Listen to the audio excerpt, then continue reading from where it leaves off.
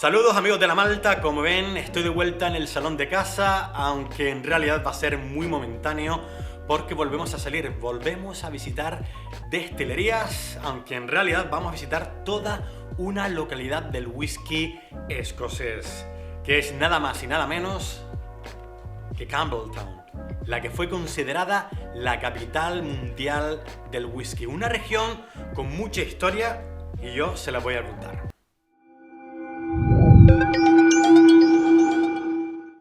Y antes de mostrarles los vídeos que grabamos en Campbeltown y contarles todo lo que hicimos allí, pues evidentemente tengo que explicar por qué Campbeltown es tan importante para la industria del whisky escocés y por qué fue llamada la capital mundial del whisky, ¿no? Y cómo se ganó toda esta popularidad y cómo la perdió también, por supuesto. Lo que están viendo ahora, por cierto, es un vídeo de los que hicimos en lo que estuvimos por esta parte. Para quien no esté familiarizado con la geografía escocesa, Campbeltown está en la península de Kintyre, al oeste de Escocia. Nosotros para llegar aquí desde Edimburgo tardamos 2 días.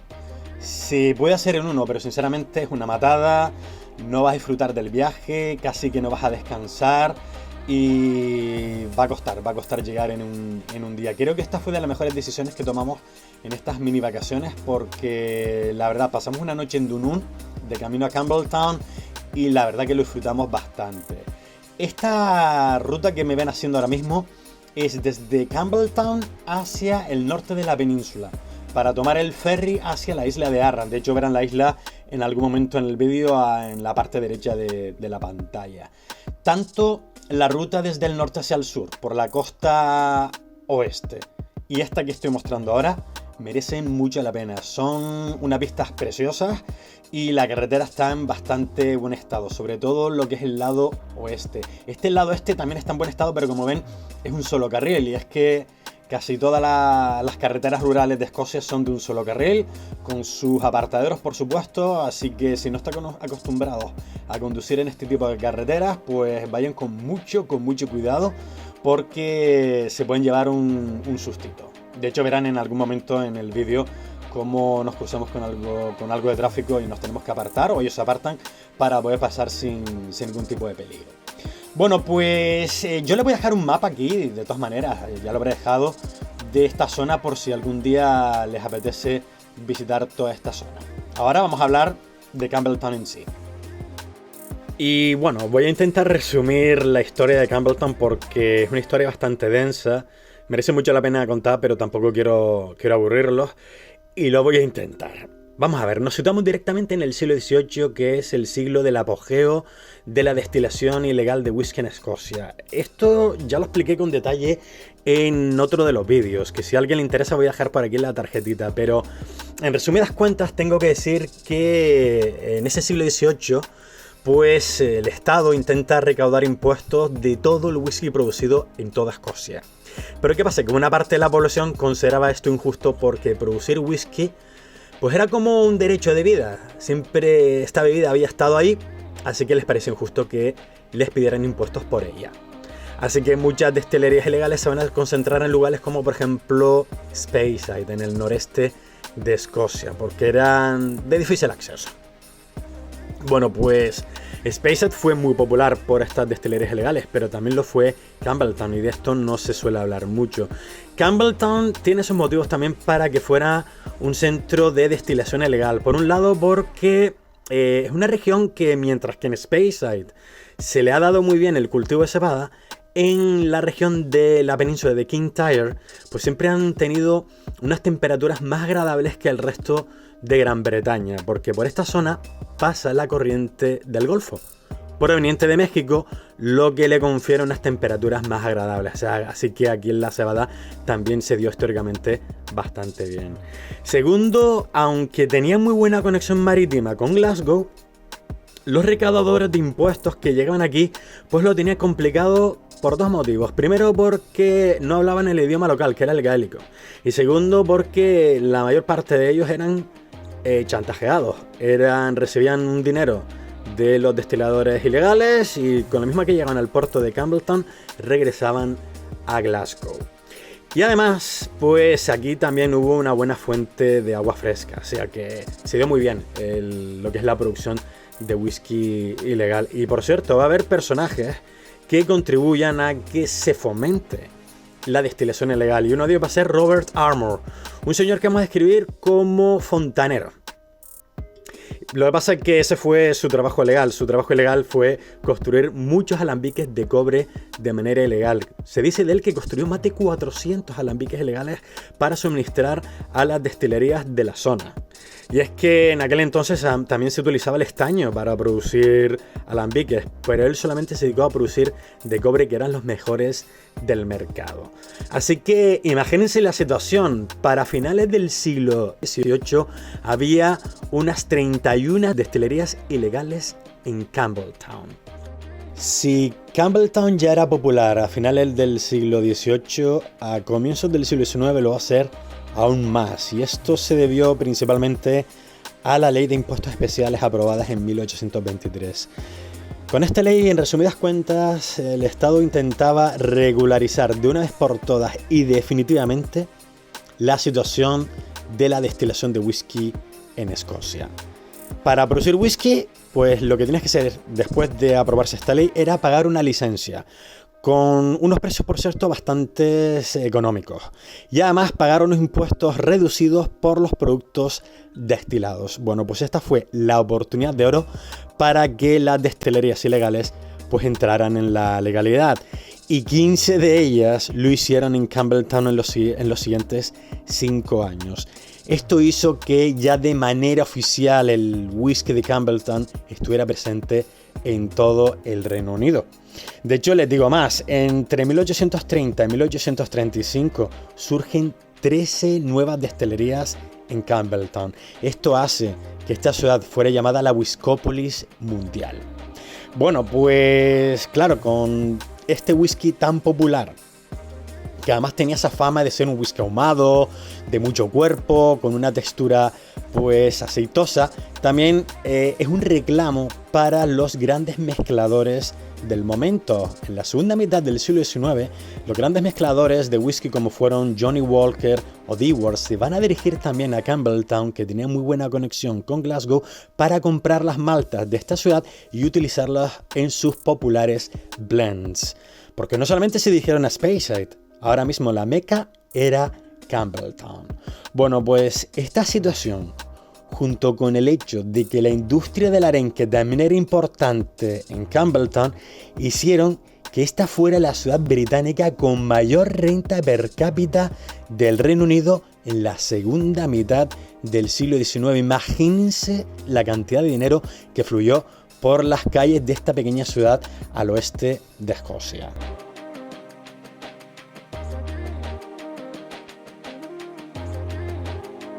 Sin embargo, la situación idílica de Campbelltown no va a durar mucho tiempo, y a comienzos del siglo XX pues la situación empieza a torcerse, y de mala manera. Va a haber una serie de factores que crean la tormenta perfecta para que Campbelltown entre en la más completa de las desgracias. Por un lado, la especulación que se está produciendo en la industria del whisky a comienzos del siglo XX, sobre todo fomentada por una pareja de hermanos, los hermanos Pattison, en Leith, Edimburgo, que tenían su marca de whisky, pero ellos pues hicieron una serie de préstamos que no pudieron hacer frente, y que esto desembocó en una crisis en el mercado, y que hizo también que el whisky escocés se devaluara, principalmente el de Campbelltown, porque ellos compraron mucho whisky en Campbelltown y esta región se vio duramente afectada. Otra situación fue la Primera Guerra Mundial, que obligó a casi todas las destilerías escocesas a cerrar. Y además hay que recordar que en este momento de la historia pues se están produciendo toda una serie de movimientos sociales en contra del consumo de alcohol, y cuya máxima expresión fue la ley seca en Estados Unidos durante los años 20, ¿no? Aunque había whisky ilegal, no llegaba todo el que se producía. Así que muchas destilerías en Campbelltown se van a ver afectadas, ¿no? Y además los famosos mezcladores de los que estaba hablando antes, ya fuera pues Walker o Dewars, van a dirigir su mirada ahora directamente, sobre todo a Speyside, porque estaba ahora mejor comunicada y preferían comprar los whiskies de Speyside antes que los de Campbeltown. Y para rematar, pues tenemos la depresión que se desató pues ya a finales de la década de los 20, principalmente en el mercado norteamericano. Bueno, todo esto obligó a que los destiladores de Campbeltown tuvieran que bajar la calidad de su producto para venderlo en cualquier tipo de mercado. De hecho, del whisky Campbeltown a partir de entonces se empezó a decir que tenía cierta nota a pescado, que en los whiskies ahumados es una nota nada sospechosa, porque ya sabemos que los whiskies ahumados pues suelen desarrollar esta nota marítima, de yodo, ¿no? Bueno, pues con los whiskies de Campbeltown lo de sabor a pescado era literal. ¿Recuerdan que en esta ciudad también se dio la industria del arenque? Bueno, pues parece ser que algunos destiladores no eran muy exigentes con sus barricas y a la hora de transportar su whisky pues utilizaban barricas donde se había almacenado arenque. O sea que la nota de pescado, como digo, era literal. Esto fue el clavo definitivo en el féretro de las destilerías de Campbeltown. Para finales de la década de los 30 en el siglo XX solamente va a haber 2 destilerías activas, Springbank y Glen Scotia, y van a estar así hasta el año 2014, cuando finalmente empieza a producir la destilería de Glengyle, produciendo su single malt de Kilkerran.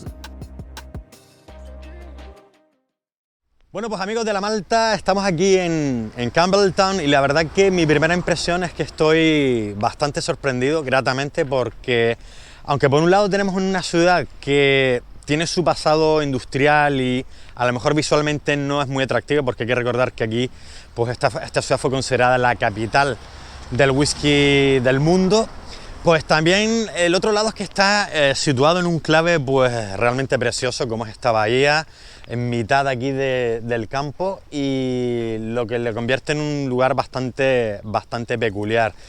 Nuestra intención pues es visitar algunas destilerías aquí en Campbeltown. Activas solamente hay 3 y la pena es que por el COVID pues no vamos a poder hacer ningún tour. Y bueno, por lo menos podremos entrar a algunas de las tiendas, a lo mejor haremos alguna compra, nos llevaremos algún souvenir y también visitaremos o le echaremos un vistazo a los antiguos edificios que fueron destilerías y que todavía muchas de ellas se conservan ya transformados o abandonados transformados en viviendas o abandonados. Y esto que ven pues es el centro de Campbeltown, que no tiene nada de especial, es una ciudad normal y corriente. Pero a medida que uno pasea por la ciudad y se asoma a callejones como este, por ejemplo, o se fija en los edificios, nos damos cuenta de que aquí se nota ese pasado destilero. Es un pasado nostálgico, por cierto. O sea, por ejemplo, en este callejón nos hemos encontrado estas barricas que parecen abandonadas. Ahora las veremos mejor, aunque luego más tarde nos dimos cuenta que forman parte de Springbank. Springbank tiene varias propiedades por la ciudad, y es que ellos producen hasta 3 tipos de whiskies diferentes. Por un lado, el famoso Springbank, que es su whisky más famoso. Es un whisky malteado, medianamente ahumado y afrutado. Pero es que luego también producen Long Row. Ahora veremos el cartelito con los nombres. Long Row, con este nombre homenajean a una destilería local que estuvo activa hasta 1896 y que con este Long Row pues ofrecen su versión más ahumada. De hecho dicen de este whisky que es el estilo Campbeltown clásico victoriano del siglo XIX. Ellos empezaron a producirlo con este nombre en 1973. Y el otro whisky es Hazelburn, que es el triple destilado y sin ahumar, que también homenajea a otra destilería local que cerró en 1925 y que ellos empezaron a producir este whisky, que es el que menos producen, por cierto, en 1997. Esto que ven aquí, por cierto, es el edificio donde se maltea la cebada.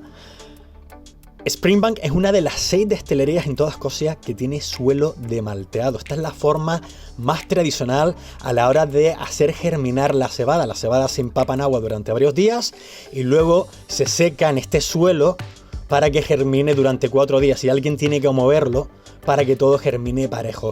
Es una pena que en el vídeo no se vea muy bien, por eso sacamos esta foto, porque aquí se aprecia muchísimo mejor. Este es el edificio de malteado, que es enorme.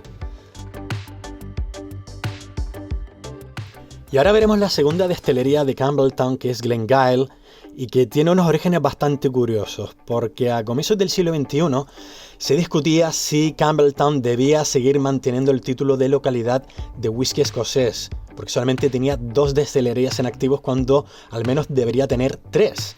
Bueno, pues ni corto ni perezoso, el propietario de Springbank en 2004 inauguró Glengyle, que por cierto va a llevar el nombre de una destilería que cerró en 1925. Es un whisky ligeramente ahumado y que en su etiqueta aparece representada la iglesia de Lorne and Lowland Church.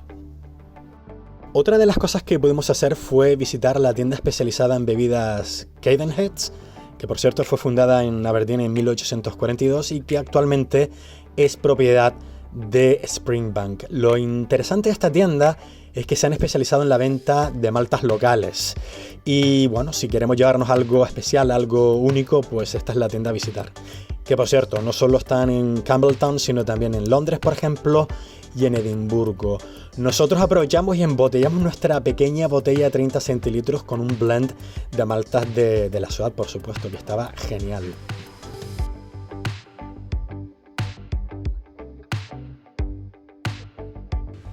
Y claro, basta con pasear por las calles de Campbeltown para encontrarnos con antiguas destilerías que ahora sus edificios pues se utilizan para otros propósitos, como esta destilería de Benmore, que clausuró en 1936 y que actualmente se utiliza pues como cochera para las guaguas, para los autobuses de alguna compañía. Que por cierto, muchos edificios ya ven en qué estado se conservan. Por ejemplo, estos son los almacenes de la antigua destilería de Argyll, que no he podido encontrar nada de información sobre ella.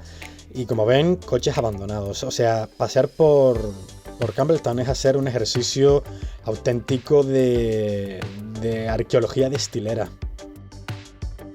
Y esta que ven es la destilería de Glen Scotia, de 1832, y que por cierto es otro ejemplo más de estas destilerías que se inauguraron, años más tarde se clausuraron, se volvieron a abrir, volvieron a cerrar, y así en multitud de ocasiones. También tuvo diversos dueños y bueno, pues sus maltas se dedicaron principalmente para los blends. En 1999, bueno, podemos considerar este año como la segunda juventud de Glen Scotia, porque desde entonces no le ha ido nada mal. Nosotros tuvimos la oportunidad de visitar la tienda. La destilería en sí no se pudo visitar debido al COVID, ni tampoco nos pudieron hacer una cata en la tienda por los mismos motivos. Nos trataron, no sé si, bastante bien y al menos nos llevamos un par de botellitas.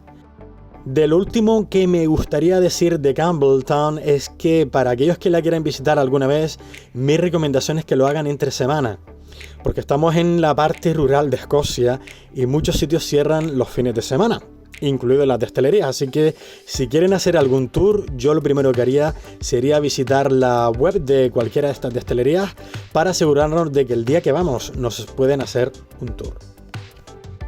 Bueno, pues ya hemos pasado aquí pues casi un día en Campbeltown. La verdad que nos ha gustado bastante. Bueno, aquí tengo a mi amigo Charlie, Carlos para en español. Y al final, pues lo dicho y hecho, hemos hecho unas pequeñas compras. Y en la destilería de Glen Scotia, porque el resto de destilerías o estaban cerradas o no tenía nada que nos interesase. Y la verdad que en esta destilería de Glen Scotia hemos hablado con la chica que nos atendió y nos lo ha vendido muy fácil. Muy bien nos lo ha vendido, sí. Nos lo ha vendido muy bien, ¿no? ¿Y qué tenemos por aquí? Pues por un lado tenemos esta edición especial de 11 años, Cask Strength. Cuando la chica me ha dicho que es edición especial, ¿cuántas botellas dijo que era? 9.000 botellas. 9.000 botellas, pues a mí ya me la ha vendido. 65 libras, no está es muy fácil nada de mal. Whisky, Marcos. Sí, también es verdad. Y ya lo probaremos y haremos la reseña en el canal. ¿Y qué has comprado tú, Charlie? Yo me he comprado la versión más barata o más joven, que es un ahumado, ¿vale? También he estado mirando reseñas y tiene muy buenas reseñas, así que espero que esté rico. Y además de la botella, bueno, la caja está súper bonita. Bueno, además de la botella, me he comprado también una jarrita que parece vintage. Vamos a romper el envoltorio un poco. Y bueno. Para echarle la agüita, ¿no? Para el agua de las catas, sí. Bueno, pues nada, familia, espero que les guste este pequeño vídeo que hemos preparado para esta visita de Campbelltown. Y por cierto, que después de aquí nos vamos a ir a Arran. Así que un saludo, familia.